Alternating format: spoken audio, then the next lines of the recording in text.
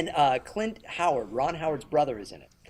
Now Clint was not able to do his ADR because he wasn't available for them to do the stow. So there's actually a scene where he gets grabbed by the face by the droid there, and he's coming out of the thing going, "Hey, let me tell you," and that's actually my voice because he wasn't available to do this. So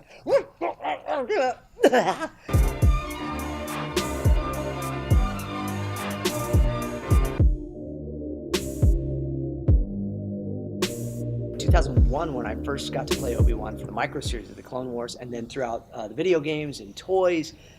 And it was one of those things where your mind is kind of blown that you actually get to do this. When I first auditioned, I had no idea that it was going to be for a series.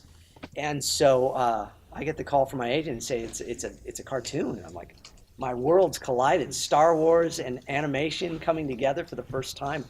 And it's weird because now we take it for granted that, of course, there's Star Wars animation, but back then there was nothing. So, except for that old droids cartoon, yeah, which well, I'll give Anthony a bad time for that later, but yeah, no, and the Ewoks, yes, but it has been a wonderful experience and really something that I'd never trade for anything, but also could never have imagined.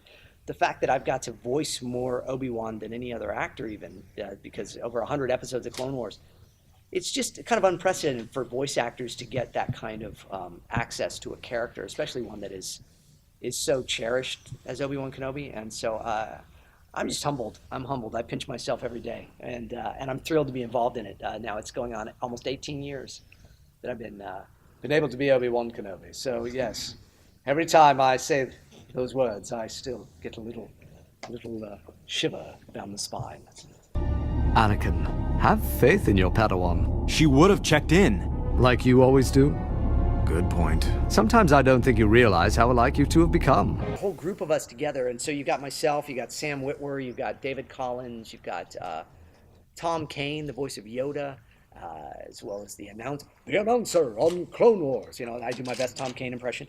So we all get together in there with Matt Wood, who is, of course, the sound designer, Oscar-nominated sound designer for all of the Lucasfilm stuff.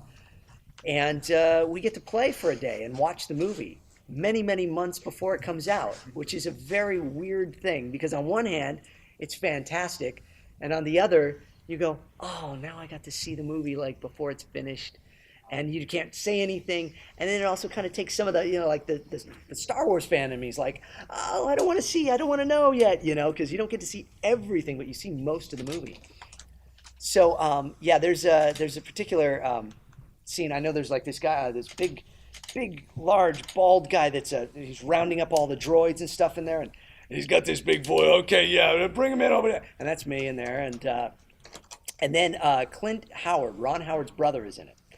Now Clint was not able to do his ADR because he wasn't available for them to do the stow. So there's actually a scene where he gets grabbed by the face by the droid there, and he's coming out of the thing going, "Hey, let me tell you," and that's actually my voice because he wasn't available to do this. You know, and all those sounds. And then troopers and people throughout anytime there's a crowd scene or any of that stuff, we get to just watch it. We watch the scene once, and then we go back through and find voices and, you know, pick out different things. So aliens and creatures, and it's pretty great. Lulu! How could you? How could you? Isn't she like a sister to you? I thought you were family. Why don't you do something, Waka? Don't you think we tried to stop her? You know, I'm kind of like the luckiest guy in the world because here I get to do all these fantastic franchises and be involved in them, and I can walk down the street and nobody knows who I am, which is great. Except here, I get to be a rock star for a day. Ratchet is one of those characters that's so near and dear to my heart. For one, because it's my regular voice. Most of my work, I'm, you know, Fred Flintstone or Obi-Wan Kenobi or Johnny Test, or, you know, if I'm doing Christopher Walken because he's not able to do his voice, I come in, I do it, you know, it's great. So for Ratchet, it's me. So when I read a script and I see it, it's like, how would James say that? And I never knew my father. I actually never met him. And Ratchet, of course, he's a bit of an orphan. Yeah. So I related to him. Same with the character Tidus in Final Fantasy X. Yeah.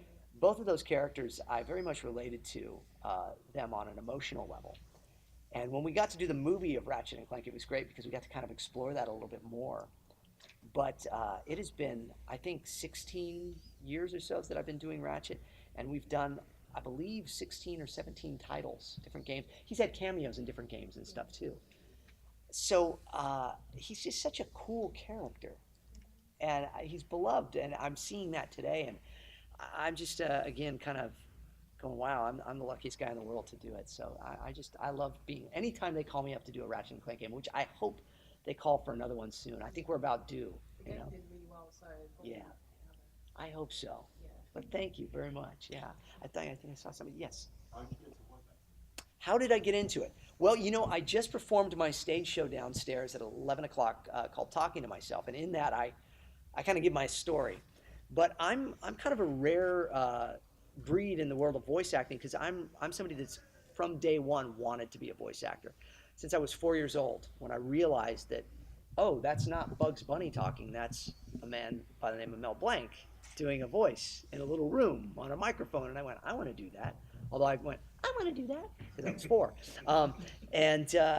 I pursued it ever since then. And so I got into radio when I was 17, and before that, a year before that, I got into stand-up comedy, and I wrote my own acts, and I did voices in my act. And then I got into radio, and that was a natural transition. And from radio, I just kept pushing and pushing, knocking on doors with my demos. And this was back, I'm dating myself here, but we would put them on cassette tapes, my demo tapes, and I'd hand them out to agents and hope that somebody would call. And I did this bit called 60 Voices in 60 Seconds. So I would just do kind of like on my show here. If you saw my stage show, at the end of the show, I talk about how voices are connected. And so you could start with like, well, wait a second. You could do Michael J. Fox. Oh, Doc, well, wait a second. This is heavy. And you could take him, and if you drop him down just a little, it's Shia LaBeouf. It's pretty similar, right? And you raise him back up, and it's David Spade. And then you move it over here, and it's Christopher Walken. So you just, all these voices are connected. And I did this bit, 60 Voices in 60 Seconds, where I did the names of people. And that kind of got me a name as somebody that can do voices. And then from there, Obi-Wan and Ratchet and Tidus. Tidus was really the first character, Final Fantasy X, that got me any recognition. So, but from there, the rest is history, as they say. Yeah.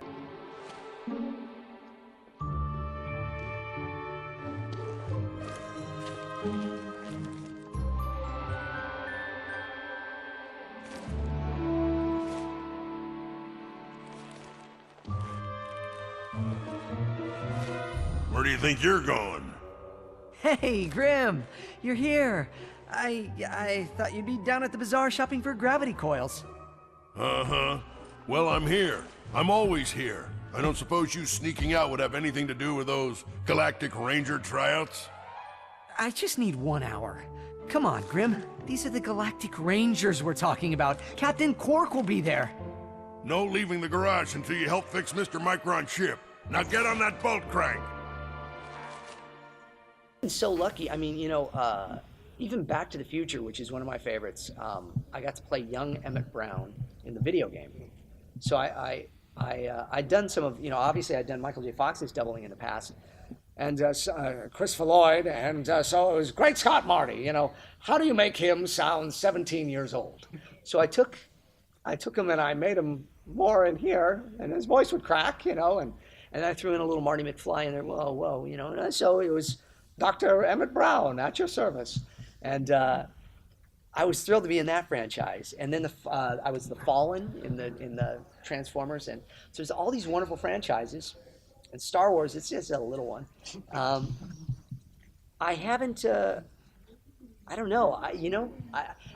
From the X-Men to, DC, I'm the Flash. There's none that come to mind that I go, ooh, I'd love to do that. Because sometimes I'll do that and then I'll go, oh, I already did something in that.